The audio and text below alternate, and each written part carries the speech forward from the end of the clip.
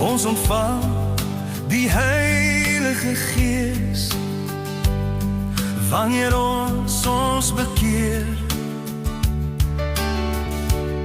Al die gawes is daarin wat ons met vrymoedigheid moet beoefen.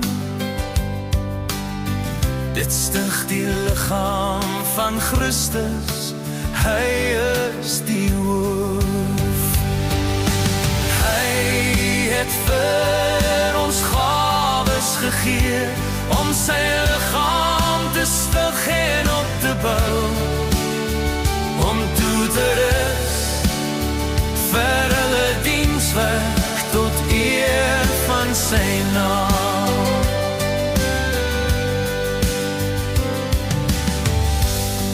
Ons ontvang die Heilige Gees wanneer harte voor hom buig.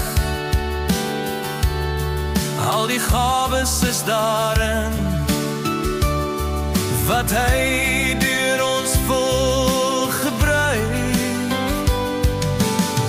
Dit stig die liggaam van Christus, hy is die hoof.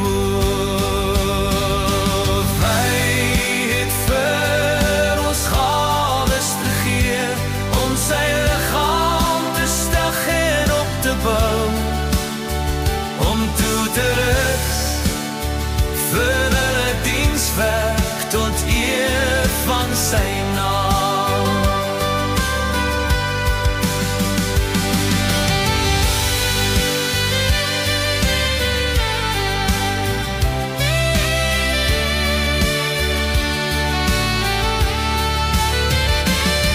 Met vrymoedigheid beoefen ons die gawes wat hy gee,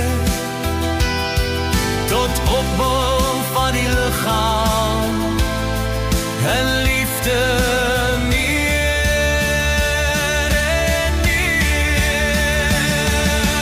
Hy het vir ons gawes gegee om sy lichaam te stig en op te bou, om toe te rus vir hulle dienswerk. Die liggaam van Christus staan